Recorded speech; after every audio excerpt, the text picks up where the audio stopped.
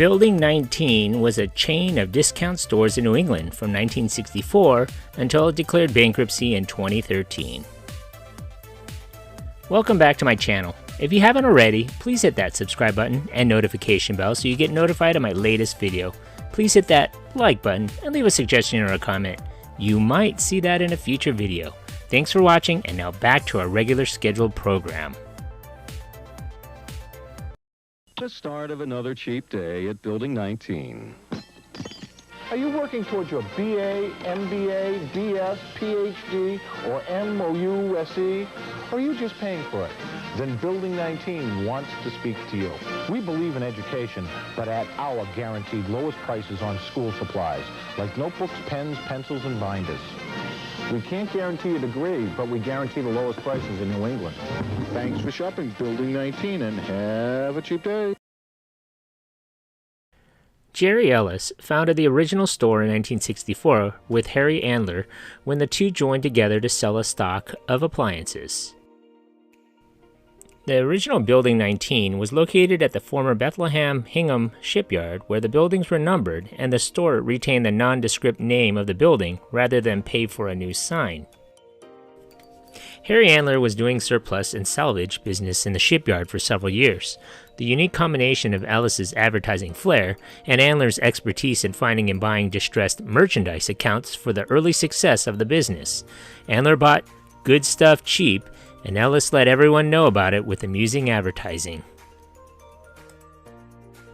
When the first store opened in 1964 in Hingham Shipyard, it was only open on weekends, and it was Ellis and his business partner Harry Andler's families manning the registers and cleaning soot off their wares.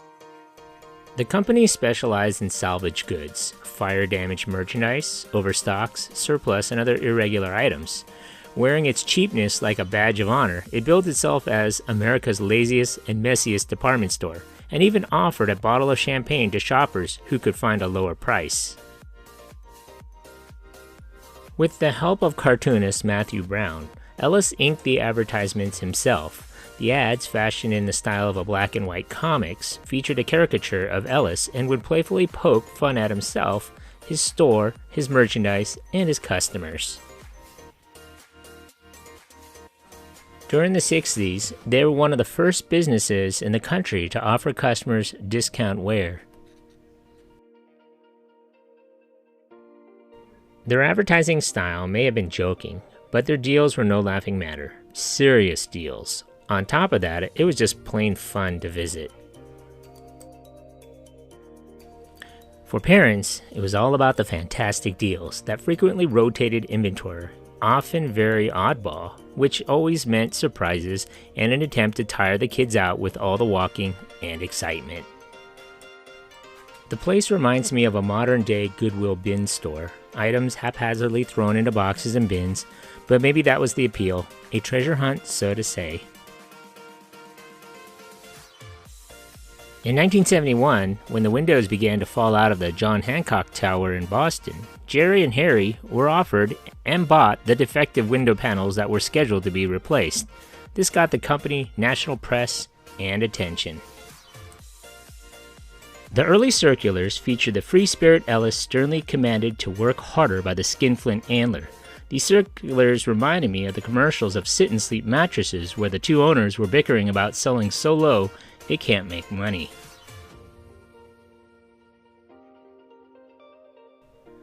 A book with a torn or bent page, a box on a small appliance that had been open, an item that was outdated or discontinued. Who knows what that reason was? All that mattered is that it was drastically reduced in price for very minor reasons.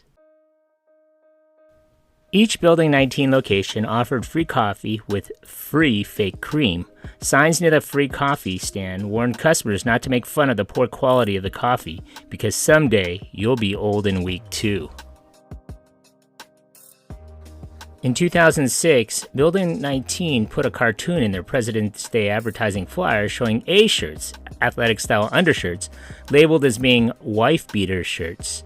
Building 19 was criticized and promptly apologized. 2 years later, a flyer poked fun at the 2006 controversy and was similarly criticized. The main Building 19 store was located in Hingham, Massachusetts. Other stores had numerical fractions appended to their name, such as 19.5 in Burlington, Building 19 3/4 in Norwood, Building number 19 1/9 in Pawtucket, Rhode Island. Over the decades, mounting competition from the likes of Family Dollar, Ocean State Job Lot, and online sales led to slumping sales that would spell the end for Building 19. In addition, the internet flattened the world, allowing people to find even cheaper prices from poorer countries. Ellis absolutely loved the stores and operating them, but after almost a decade of not generating profit, he reluctantly had to close the doors. The company would eventually file for Chapter 11 bankruptcy in 2013 and slowly closed all 10 locations to the disappointment of many locals. A local mainstay is about to be shuttered after 50 years in business. Building 19 is the place to go if you're in the market for a defective prison jumpsuit or mismatched dishware. But now the store that boasts selling good stuff cheap is going under. WGBH News reporter Gail Huff has more. It's alive! From the quirky commercials to the funky flyers, Building 19 attracted a faithful clientele for nearly 50 years. I love this store, but I'm very surprised. I really am, because where are we going to go now? About to end. Now, when they're going to close, they're hoping to have everything wrapped up by around the 8th of December. But Jerry Ellis saying earlier today they're going to try to keep some part of the business going, but he is at this point just isn't sure exactly what that'll be. But it certainly won't be like this anymore. In Norwood, I'm Jack Harper, WCVB News Center 5.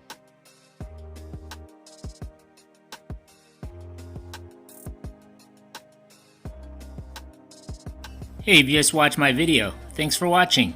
Hit that like button and please subscribe to Eric C. Productions.